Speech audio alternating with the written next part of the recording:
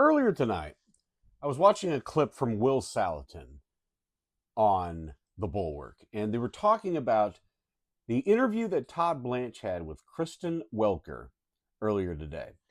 And it just completely highlights the damage that is going to be done when it comes to running the Department of Justice. And if you haven't seen or heard it, get ready, because this is a doozy. Kristen Welker, you, of course, used to be President Trump's former personal defense attorney. Can you pledge that the Department of Justice will always act independently of the White House? Todd Blanche.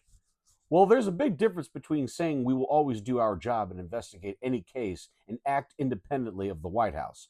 No, I'm not going to pledge that, and no attorney general should ever pledge that. The president, if I were to pledge, I will be independent of the White House, what that means is that if President Trump says, I want the Department of Justice to go after every violent criminal in this country, which is what he has said, what you're saying to me is I should say, no, sir, I'm not going to do it. So I will act with integrity. Our prosecutors will act with integrity. We will prosecute without fear or any sort of favor. And that's exactly what we've been doing. And that's what every Department of Justice should do. He's already outwardly saying that he is not going to act independent of the White House. Welker, well, I guess big picture, if the president asks you to do something that you feel crosses an ethical or legal line, would you do it? Todd Blanche, the president will never ask me to do something unethical or legal or illegal. He never has. He never will. And no, I swore to the Constitution of the United States like every cabinet secretary has done and like every attorney general before me has done. And so this narrative that's mostly pushed by the left and pushed by the media that the president's going to pull me aside and ask me to do something illegal is completely false narrative and not true. Will not happen, hasn't happened. Ignoring the fact that last year Donald Trump made a Truth Social post that was supposed to go to Pam Bondi privately, asking him, you have to go after Adam Schiff. You have to go after James Comey. You have to go after Letitia James. For the whole public to see, for all of the world to see, he's just completely bypassing that. Now, Todd Blanche is doing this on purpose. He knows exactly what he is doing. He is basically saying, I am subservient to Donald Trump and nobody else. Not to the people of the United States, but the guy that used to be his boss and now is his boss at the highest level. Welker, okay, let's delve into how do you see your tenure. You appeared with President Trump at the Nassau County Police Academy on Friday. You made some comments that did get a lot of attention. I want to play it for you and get your reaction on the other side. Take a look. They show the clip. Todd Blanche, my administration and Department of Justice, if anybody touches a federal law enforcement officer in any inappropriate way, we will prosecute them to the fullest extent of the law. Welker, and yet, Mr. Attorney General, President Trump's first day in office, as you know, he pardoned everyone who attacked the Capitol on January 6th, including 172 people who pled guilty to assaulting police officers.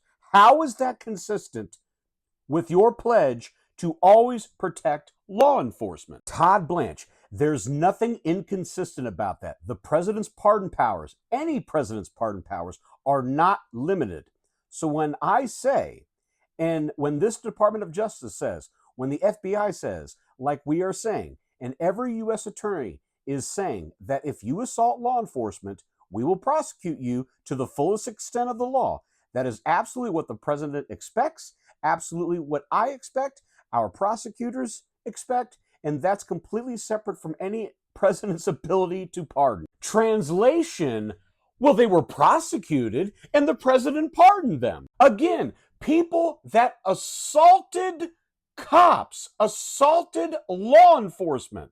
Back the blue my ass. Welker, but he did the opposite of that effectively. On January 6th, police officers were beaten with baseball bats and flagpoles. Do you believe it was wrong to pardon the people who assaulted police officers on January 6th, given that you have vowed to protect law enforcement? Todd Blanche, every attorney general vows to protect law enforcement, including me.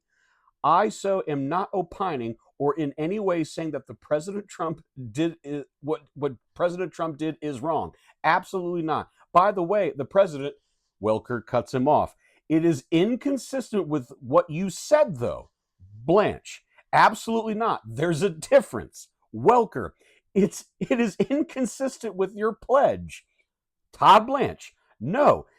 There's a difference, Kristen. We will prosecute anybody. If later a president chooses to pardon that individual, that is the president's right under our Constitution. Do not forget that a few days before President Trump pardoned the individuals associated who had pled guilty to the conduct on January 6th, President Biden pardoned hundreds and hundreds of criminals, many of whom were quite violent. So that's his right to do, just like President Trump's right to do. Welker, but what message does it send to police officers that people who assaulted them were pardoned? Blanche, the message to police officers is consistent and the same every single day, which is that we will protect you. And by the way, that's a little bit interesting coming from a place where we see violent protests breaking out all over the country, in New Jersey, in Minneapolis, in Seattle, in California. And instead of there being a full-throated defense by leadership on the Democrat side, on the Republican side, what you have is it's as if we're doing something wrong by saying that we will protect law enforcement and we will not prosecute those who assaulted law enforcement. We're not. You get the idea. This motherfucker is operating like the president's personal attorney, which is exactly what I said was going to happen when I cut that promo on Bill Cassidy, because of shit like this. It is garbage. It is garbage to say that we protect law enforcement when the president pardoned 1,600 people from January 6th. And it's infuriating because Welker was trying to help him. He was trying to help him. If the president does something that you deem illegal, are you going to stand up to him? And he's like, well, no. Well, why would I do that? The president asked me something, I'm going to do it. That's not your fucking job. That is not your fucking job, asshole. You work for us. You work for us. Not for that motherfucker, for us. It's insane. It's insane that Bill Cassidy couldn't just YOLO this shit just one time.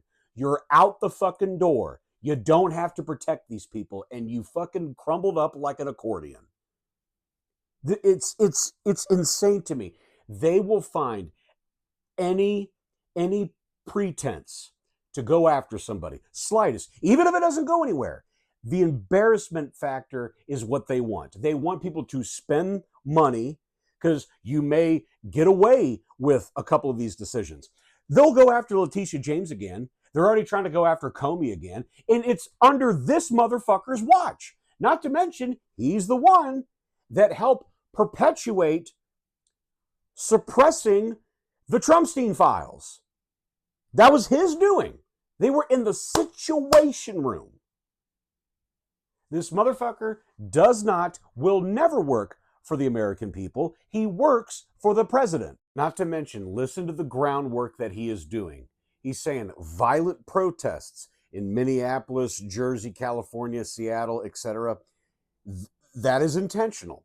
They view any sort of protest, any sort of dissent is considered violent, ignoring the fact that there was a public outcry about Minneapolis, especially because Renee Good and Alex Preddy were executed on camera. And speaking of pardons, Todd, President Trump pardoned somebody who was the absolute biggest narco trafficker in the history of the planet. And they want to say people like Hassan Piker, Abdul El Sayed, all the DSA candidates are Islamic terrorists, blah, blah, blah.